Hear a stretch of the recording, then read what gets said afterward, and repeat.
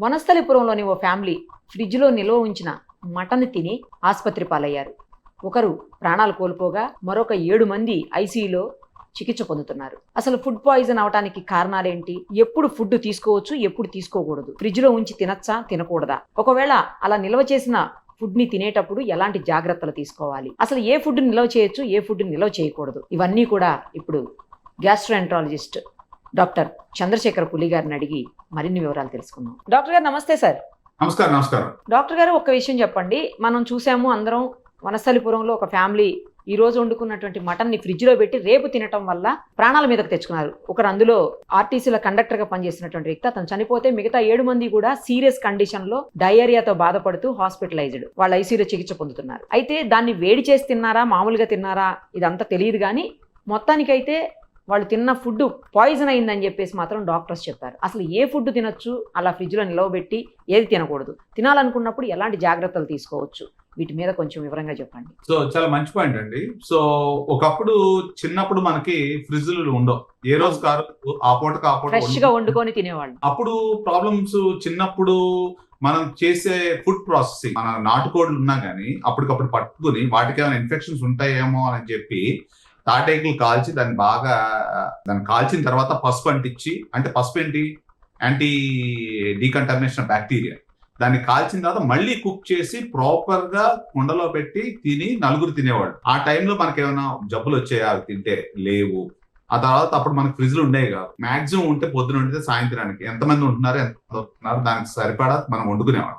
అలాగే మటన్ కూడా ఒక పొట్టేల్ని పెంచి ఇంట్లో పెంచుకున్న తర్వాత ఏం తింటుంది, ఎలా ఉంది, ఆరోగ్యంగా ఉందా లేదా చూసుకుని దాన్ని మనకి ఏం చేస్తామంటే దాన్ని ఉడికించినప్పుడు కూడా దాన్ని కాల్చేవాడు. కాల్చిన తర్వాత పసుపు రాసి ఎట్లా చేసి, అంటే ఒక ప్రాసెస్ అనేది ఉండేది. మన పూర్వకాలంలో ఎలా ఉండేది అని అంటే, దాన్ని ఏం చేసేవాళ్ళు, దాన్ని పసుపు అనేది యాంటీసెప్టిక్ టర్మరిక్ టైప్ లో పెట్టి దాన్ని కాల్చేవాడు. కాల్చడం వల్ల ఒక కొంత టెంపరేచర్కి వెళ్ళిన తర్వాత అది మంచిగా యాంటీ బ్యాక్టీరియల్ మొత్తం ఉండేది.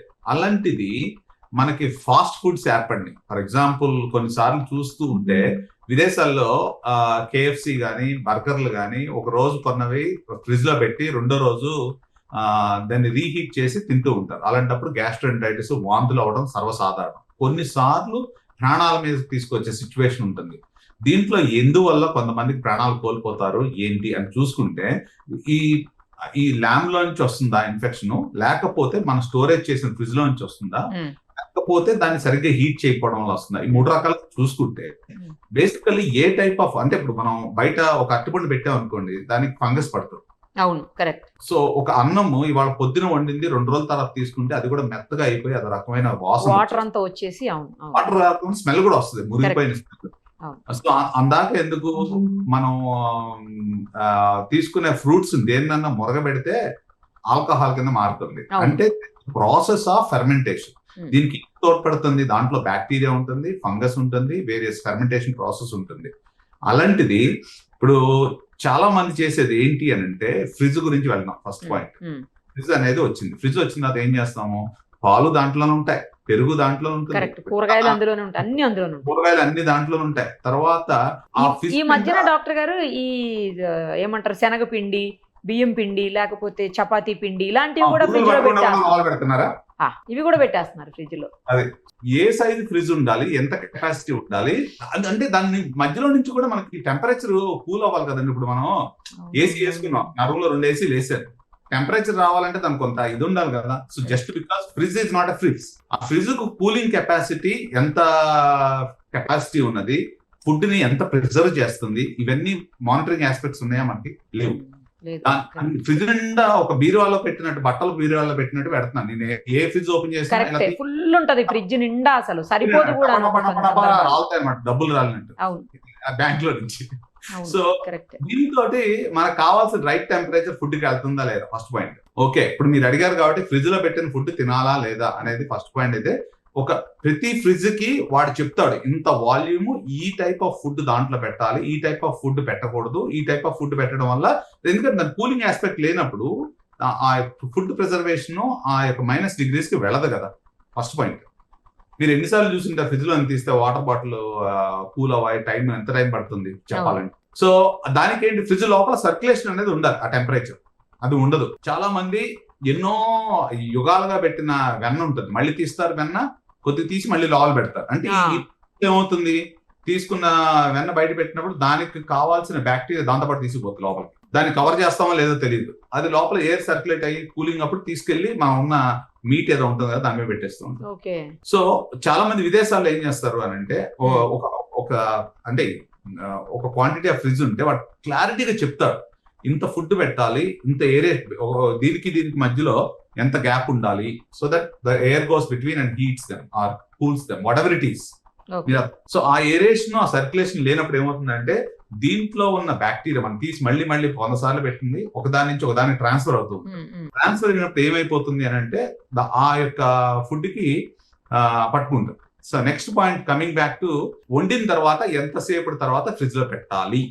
ఓకే, సో జనరల్ గా హోటల్స్ లో, స్టార్ హోటల్స్ లో చూస్తే ఒకసారి కుక్ చేయగానే ఇమీడియట్ గా, ఇప్పుడు ఫర్ ఎగ్జాంపుల్ మీరు ఫ్లైట్ లో ఎక్కారనుకోండి, there is a food cycle అంటారు. నేను ఒక Singapore airlines food processing unit చూసానండి, అసలు అద్భుతంగా ఉంది. ఒక ఫుడ్ ని పాయింట్ ఏ నుంచి తయారు చేసినప్పుడు పాయింట్ బి ఫ్లైట్ 12 గంటలు 24 గంటలు what ever it is transfer అయ్యి ఏ ఫుడ్ ఏ టెంపరేచర్ లో ఉండాలి, ఎంతవరకు ఉండాలి, ఎలా వెళ్ళాలి అనే దాని గురించి అన్ని వేల మందికి అన్ని వేల టన్నుల ఫుడ్ కుక్ చేసినప్పుడు what is the process involve, food ఎలా స్టోర్ చేయాలి, ఎలా ప్రాసెస్ చేయాలి, ఎంత ఇదిగా ఉండాలి, ఏ టైప్ ఆఫ్ ఫుడ్ ఉండాలి, అసలు అద్భుతంగా ఉందిలేండి. అసలు ప్రతి చోట ఆ యొక్క temperature, food chain temperature correct గా మెయింటైన్ చేస్తారు. సో ఫ్లైట్ లో తిన్న వాళ్ళకి అరుదుగా వాంతులు అవుతూ ఉంటాయి, అరగపోవడం వల్ల అవుతుంది. కానీ ఈ ఎక్కడన్నా కొన్ని చోట్ల కొన్ని ఎయిర్లైన్స్ కక్కుర్తిపడి అటు ఇటు చేయడం వల్ల, లేకపోతే ఫ్లైట్లు డిలే అవడం వల్ల దాన్ని కూడా ఫ్యాక్టరింగ్ చేసుకుంటారు వాళ్ళు.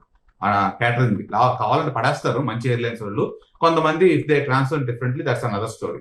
సో నెక్స్ట్ పాయింట్ ఏంటంటే, వీళ్ళు ముందు రోజు వండిందో 2-4 రోజులు తిన్నదో, లేకపోతే వీళ్ళు చుట్టాలింటికి వెళ్ళినప్పుడు మనకి ఏదో పాపం వెళ్తున్నారు కదా ఇంటికి వెళ్ళి ఏం వండుకుంటారులే అని చెప్పి పొద్దున వెళితే బోనాలు ఇంపార్టెంట్.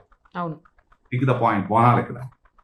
ఓకే, అత్తగారింటికి వెళ్దామో, మామగారింటికి వెళ్దామో, లేకపోతే అమ్మగారింటికి వెళ్ళడం అవుతుంది. మా అమ్మాయి కష్టపడద్దని చెప్పేసి పొద్దున వండిన బోనాలు సాయంత్రానికి టిఫిన్ లో కడితే వీళ్ళు అక్కడి నుంచి వచ్చి ఫ్రిడ్జ్ లో పెట్టుకుని నెక్స్ట్ రోజు 3 రోజులు సరిపడా మళ్ళీ ఏం వండుతాంలే అని చెప్పి.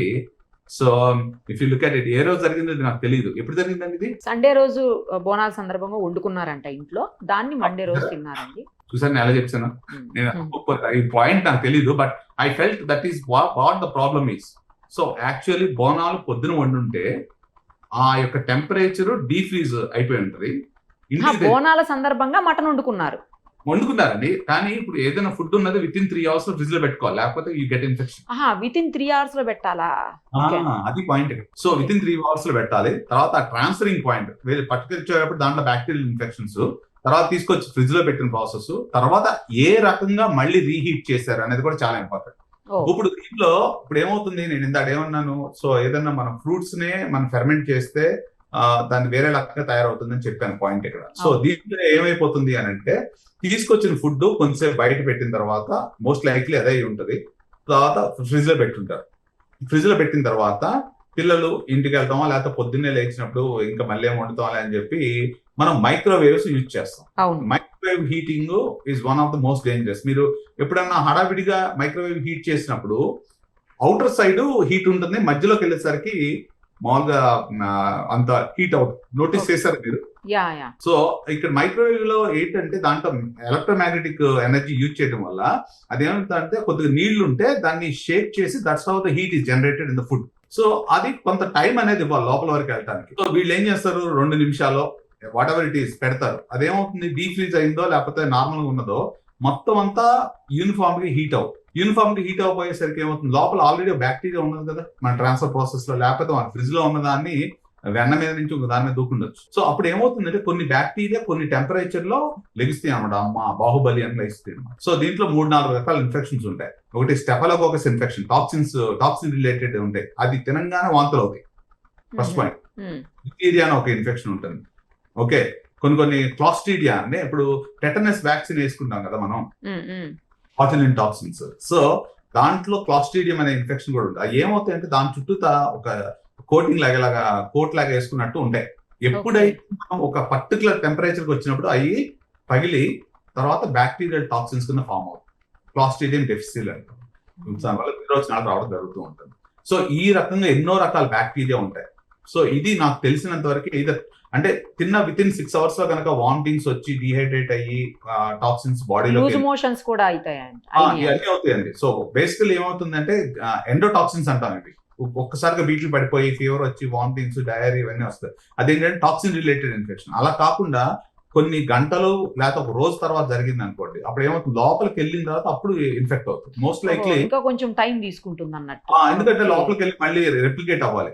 సో మూడో ఫ్యాక్టర్ తీసుకుంటే మోస్ట్ ఇంపార్టెంట్, ఇప్పుడు నాకే diabetes, heart attack, kidney problems ఉన్నాయి అనుకోండి, నాకు అలాంటి ప్రాబ్లం వచ్చిందంటే I deteriorate very quickly and end up in some other place. మీకు అర్థమైంది? అంటే బాడీ ఇమ్యూనిటీ కూడా ఉండాలి కదా. అవునులేండి. ఒకరికి తేడా ఉంటుంది కదా, ఒకరికి రియాక్ట్ అయినట్టు ఇంకో ఆ బాడీ ఇంకొకరికి చాలా మంది అడుగుతారు, అందరూ ఒకటే తిన్నాం. అదే నాకు అదే డౌట్. అందరూ ఒకటే తిన్నారు కదా, ఒక అతను చనిపోయాడు, మిగతా 7 హాస్పిటలైజ్డ్ సీరియస్ కండిషన్. ఎందుకంటే చాలా మంది చెప్పేది ఏంటంటే, సార్ అందరూ ఒకటే ఫుడ్ తిన్నాము, మా అబ్బాయికి వచ్చింది నాకు రాలేదు ఏంటంటే, ఓకే మీ అబ్బాయి వేసుకు వచ్చేస్తే మీకు కూడా రాదని చెప్తా. So it's all body immunity. So 2 factors ఉంటాయి. ఓకే, ఒకటే స్కూల్కి వెళ్తారు, ఒకటే పుస్తకం చదువుతారు, వాడు పాస్ అవుతాడు, వాడు ఫెయిల్ అవుతాడు. ఎందుకని? మనిషికి తేడా వచ్చేస్తుంది. ఎగ్జాక్ట్లీ. సో అలాగే ఇది ఒక మనిషికి అతనికి అండర్లైన్ కార్డియా ఇష్యూస్ ఏమున్నాయో నాకు తెలీదు, comorbidities. So that's one of the things. So నేను జనాలకు చెప్పదలుస్తుంది ఏంటంటే, అప్పుడు అడుగుతారు డాక్టర్ గారు చెప్తున్నారు ఈయన ఫ్రిడ్జ్ లో పెట్టుకోవడా అనేది క్వశ్చన్ ఒకటి. ఎట్లాంటి తింటాడు? సరే ఈయన ఇవన్నీ చెప్తున్నాడు, బాగానే ఉంది. Swiggy most important point. Swiggy అంటే ఇప్పుడు ఎక్కడో తయారు చేస్తారు, ఎవరో డెలివరీ చేస్తారు, మళ్ళీ ఇంట్లోకి వచ్చిన తర్వాత రీహీట్ చేసి తింటాం. So I'm not just only covering fridge లో పెట్టిన ఫుడ్ ఒకటే కాకుండా, అదొక పాయింట్. రెండో పాయింట్ ఏంటంటే, మీరు తెచ్చుకున్న ప్లేస్ లో నుంచి హీట్ చేశారా లేదా అనేది రెండో పాయింట్. ఇప్పుడు ఫర్ ఎగ్జాంపుల్ మీరు స్విగ్గీలో ఆర్డర్ చేసినప్పుడు రిపీటబుల్ ఆర్గనైజేషన్ తెప్పించుకున్నాను కాబట్టి తింటారు మీరు, బాగానే ఉంటుంది. కొంతమందికి ఏమవుతుంది, ఏదో నార్మల్ గా తక్కువ దొరుకుతుంది కదనో, లేకపోతే ఏదో అనో, లేకపోతే అక్కడ పని చేసేవాడు ఎలా చేస్తాను. నేను I don't want mention something. నేను ఈ దేశం వచ్చినప్పుడు ఒకసారి చూశానండి, నా కళ్ళ ముందు నిజంగా ఎప్పటికీ బాధేస్తుంది. I'm not saying which place it is. So ఒక ట్రక్ నిండా sweets, costly sweets, very reputable place. So నేను అట్లా వస్తూ ఉన్నాను, వర్షం పడింది. సో ఆ ఒక పని నార్త్ ఇండియాలో నుంచి పని చేసే అతను ఇక్కడ నుంచి ఆల్మోస్ట్ సీలింగ్ వెళ్ళే వరకు అన్ని పట్టుకుని చిన్నపిల్లాడు ఆ స్వీట్స్ పట్టుకొస్తున్నాడు. Child abuse, child labour. Number 2, వాడు మెట్లు దిగేటప్పుడు ఒక స్టెప్ కి డిఫరెన్స్ ఉంది. ఇది రాత్రి 11:30, 12 గంటలకి మొత్తం ట్రే ఆఫ్ స్వీట్స్ కింద పడేశారు.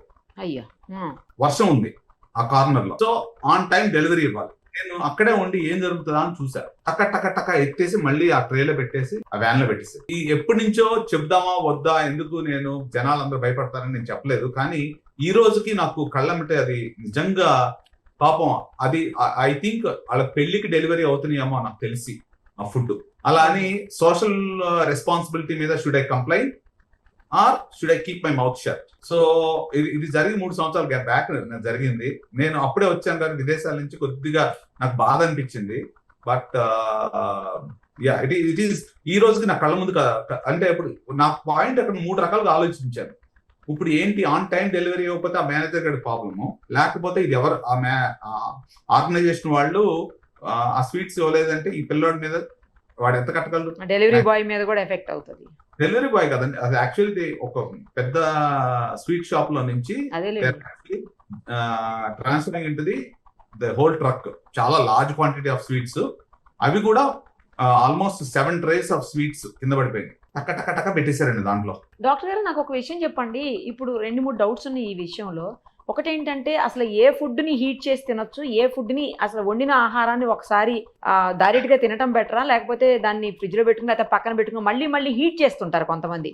ఇప్పుడు పప్పుచారు, సాంబారు ఇలాంటివి మార్నింగ్ వండినవి కూడా సాయంత్రం నైట్లో తినేటప్పుడు ఖచ్చితంగా వేడి చేసి తింటూ ఉంటారు కొంతమంది. అది ఫ్రిడ్జ్లో పెట్టినా పెట్టకున్నా కూడా అలా రీహీట్ చేయడం అనేది కరెక్ట్ కాదని విన్నాను నేను.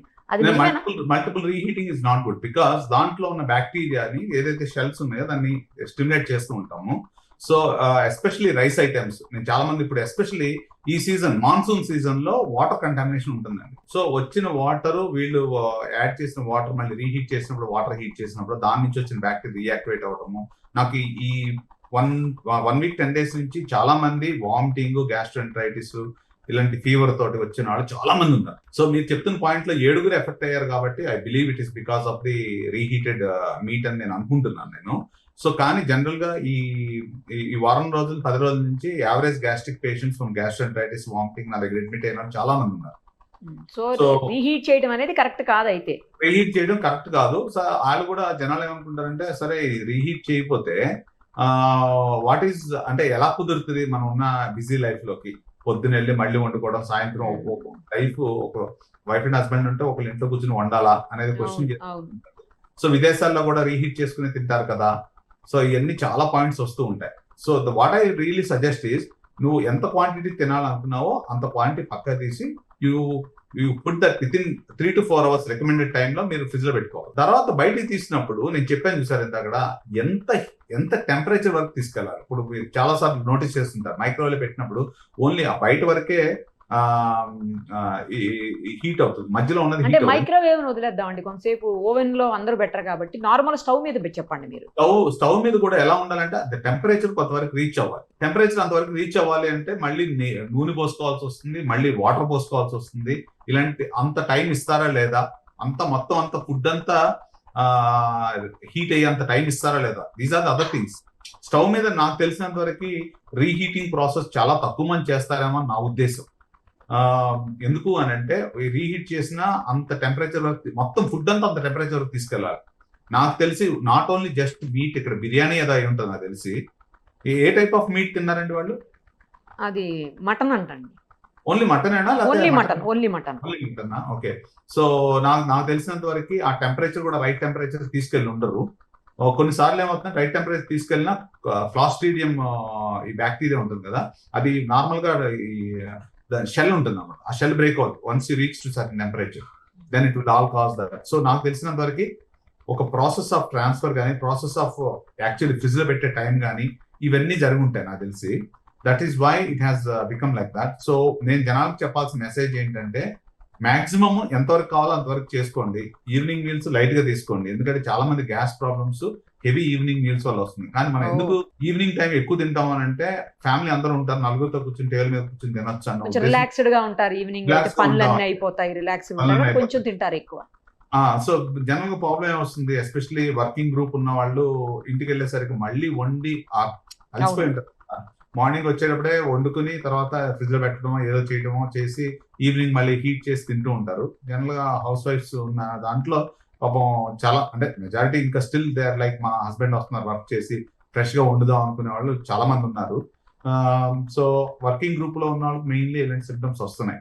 వాళ్ళు అందరూ బయటకు వెళ్తున్నారు, ఈవినింగ్ కూర్చొని హెవీగా తిందాము, హీటింగ్ టైం ఎక్కువ పోవడం, ఇలాంటి జరగడం వల్ల ఇవి వస్తున్నాయని నేను భావిస్తున్నాను. ఇంకొక డౌట్ కూడా ఉంది డాక్టర్ గారు. ఇప్పుడు మనం ఫ్రిడ్జ్ లో పెట్టి వాడొద్దు, అది తినద్దు అని అంటున్నాం.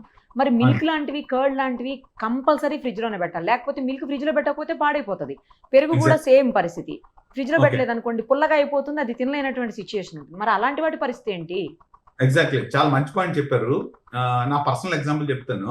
సో విదేశాల్లో మిల్క్ యావరేజ్ గా దాని మీద ఎక్స్పైరీ టైం ఉంటుంది 3 to 4 days. అది pasteurised, they also add some pasteurised chemicals to maintain certain preservation. ఆ టైం అయిపోయిన తర్వాత కంపల్సరీ పారేయాలి. 3 days ఉంటుంది ఎంతో మాక్సిమం. ఇక్కడ వచ్చిన తర్వాత కొన్నిటికి 2 days ఉంటుంది సార్, కొన్నిటికి 1 day. అంత ఎక్కువ ఉండట్లేదండి నాకు తెలిసి. మనం ఇంకా మిల్క్ ప్రొడక్షన్ ఎక్కువ ఉంటుంది కానీ మనకి. సో నా ఉద్దేశం ప్రకారము సాయంత్రం కల్లా పెరుగు చేసుకుని దాన్ని మనం ఏం చేసేవాళ్ళం, పొద్దున్న పాలు వస్తే సాయంత్రాన్ని పెరుగు చేసుకుని నెక్స్ట్ రోజు తినేసి అయిపోతుంది. Not doing like that. So ఈ మధ్య నేను ఏం చేస్తున్నాను అంటే నాకున్న బిజీకి నేను ఒక మిల్క్ ప్యాకెట్స్ తెప్పిస్తాను. అవి ఏం చేస్తానంటే దాని మీద కూడా ఎక్స్పైరీ టైం ఉంటుంది. ఎక్స్పైరీ టైం ఉన్న 3 రోజుల ముందే పాడైపోతుంది. సో నేను మా వాళ్ళకి చెప్తా, ఏదైతే ప్రొడక్షన్ టైం డేట్ ఉందో దాన్ని స్టాంప్ వేసారో అదే ఓపెన్ చేయండి. ఎందుకంటే నేను కూడా 2-3 సార్లు చేసి అదొక ఫుల్ టేస్ట్ వచ్చేస్తుంది, దాంతో గ్యాస్ట్రైటిస్ వస్తుంది అనమాట. ఎందుకు అని అంటే చిన్న పాట్ ఉంటుంది, క్యాలరీస్ 73 క్యాలరీస్ ఉంటాయి. సో నేను ఐ మీన్ గ్యాస్ట్రాంటాలజిస్ట్ అయినా నాకు టైం ఉండదు కాబట్టి ప్రాక్టీస్ లో. So I rather depend on some yogurt, పెరుగుతోటి చేస్తాను నేను. కానీ నేను చూసిన దాని ప్రకారం ఏంటంటే ఇంకా 3 days ఎక్స్పైరీ ఉన్నా అది 5 days ఇస్తారు, అది నాకు 2 రోజులకే చేంజ్ అయిపోతుంది. ఇక్కడ ఏమవుతుంది, ట్రాన్స్ఫర్ టైం ఉంటుంది. బ్లింకిట్ లో పెడతారు, బండి మీద వేసుకొస్తాడు వాడు. సో ఆ టెంపరేచర్ మారింది, టెంపరేచర్ మారింది, కరెక్ట్. మారింది. మళ్ళీ ట్రాన్స్పోర్ట్ టైము మనం క్యాలిక్యులేట్ Exactly. చేసుకోవాలి. దాంట్లో అప్పుడు ఏమవుతుంది, బ్యాక్టీరియా అప్పుడు దాకా పడుకున్నవి ఒకసారి లెగిస్తాయి, మళ్ళీ ఫ్రిడ్జ్ లో పెడతాం, మళ్ళీ లెగిస్తాయి, మళ్ళీ బయటికి తీసి ఎమ్మటే తినం, మళ్ళీ లెగిస్తాయి. So you understand. So the food chain is very very important. So నా ఉద్దేశం ప్రకారము ఒక్కసారి ఆ Singapore airlines food processing chain, food chain అంటారండి, అది కనుక సమ్మరైజ్ చేయగలిగితే అందరికి క్లియర్ గా అర్థం అవుతుంది నా ఉద్దేశం ప్రకారం. That was the fantastic. It was 1.5 hour program, but the way the chef was making how they and how sterile they are when they walk in and a type of food ఎప్పుడు ఎలా process చేశారు, అద్భుతంగా ఉంది ఆ documentary. Okay, I have really revolutionized Singapore the meal catering వాళ్ళది చేశారన్నమాట.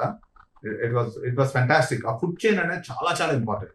మనం ఎప్పుడైతే ఆ టెంపరేచర్ వేరియేషన్స్ వచ్చినప్పుడు కంపల్సరీ బ్యాక్టీరియా మల్టిప్లై అయ్యి ఇలాంటి ప్రాబ్లమ్స్ వస్తూ ఉంటాయి. ఏదైనా కేర్ఫుల్ గా ఉండాలి అంటే ఫ్రెష్ ఫుడ్ తినాలి, ఫ్రెష్ గా అప్పటికప్పుడు చేసుకొని తినటం, ఫ్రిడ్జ్ లో పెట్టడం, వాటిని ఒక రోజుకో 2 రోజులకో 3, చాలా మందిని చూస్తుంటాం 4-5 రోజుల తర్వాత కూడా తింటుంటారు, ఫ్రిడ్జ్ లోంచి ఫుడ్ తీసి వేడి చేసి పిల్లలకి పెట్టేవాళ్ళని కూడా చూసానండి నేను. అదే మనకేమవుతుందిలే, మనమే తినకూడదు అంటే పిల్లలకు కూడా పెడుతుంటారు కొంతమంది. ఎస్పెషల్లీ మాన్సూన్ సీజన్ కేర్ఫుల్ గా ఉండండి నా ఉద్దేశం ప్రకారం. Because I see okay, right sir. Fresh food తింటే ఏ ప్రాబ్లమ్స్ ఉండవు. Thank you very much. Thank you. Suman టీవీలో మీ పర్సనల్ అండ్ బిజినెస్ ప్రమోషన్స్ కోసం కింది నెంబర్కి కాంటాక్ట్ చేయండి.